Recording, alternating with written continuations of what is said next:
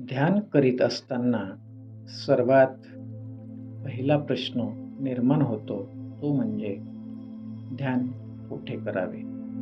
तर ध्यान करण्यासाठी कोणत्याही विशिष्ट ठिकाणाची आवश्यकता नाही. ध्यान कुठेही करता येतं. जसे की घरी, मंदिरात, रेल्वेमध्ये, विमानामध्ये, जमिनीवर, बगीच्यामध्ये, खुर्चीवर बसून ध्यान करता येतं. ध्यान करण्यासाठी कोणत्याही जागेचे बंधन नाही. पूर्वीच्या काळी ध्यानाच्या माध्यमातून ऋषीमुनी यांना दिव्यदृष्टी प्राप्त होत होती, हे आपण अनेक पुराणामधून, ग्रंथामधून माहिती बघितलेली आहे. हिंदू, बौद्ध, जैन इत्यादी विविध धर्मामध्ये ध्यान साधनेला अतिशय उच्च कोटीचे स्थान दिलेले आहे.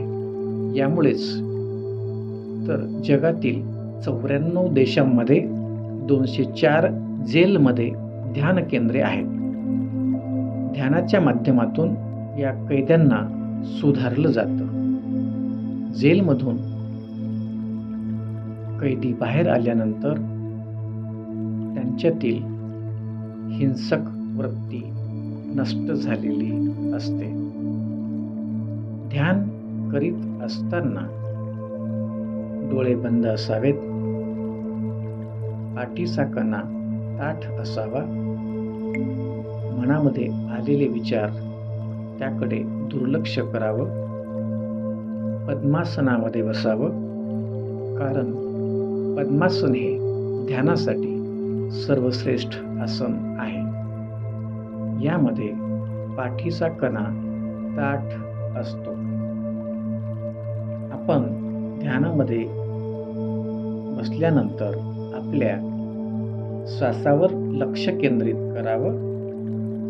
आत बाहेर येणाऱ्या श्वासावर लक्ष असावं. यामुळे आपल्या मेंदूमध्ये बालपणापासून अनेक बऱ्या व वाईट गोष्टी जमा झालेल्या असतात.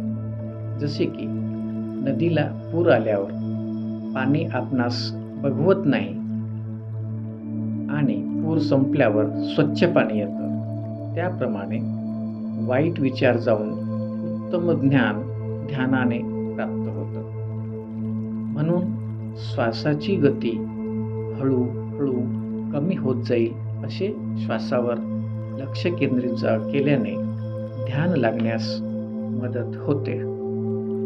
ध्यान अवस्थेत बसले असताना श्वासावर लक्ष केंद्रित असताना काही वेळ बसल्यानंतर काही ठिकाणी पायाला मुंग्या आल्यासारखं होतं.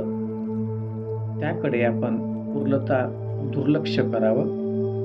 तसेच काही ठिकाणी पायाला त्रास झाल्यासारखं होतं.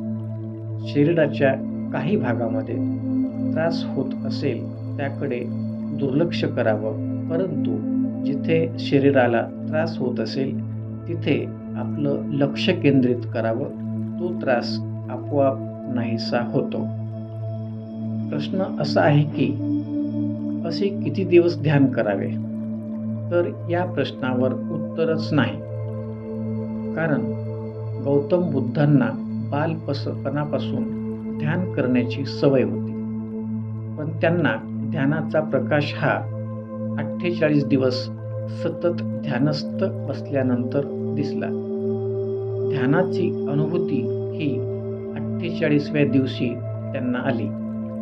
तीच ध्यानाची दीक्षा गौतम बुद्धांनी सम्राट अशोक यांना दिली. म्हणजे आपण किती दिवस ध्यानस्थ बसलं म्हणजे आपणास तशी अनुभूती येईल याचे उत्तर सांगता येणार नाही.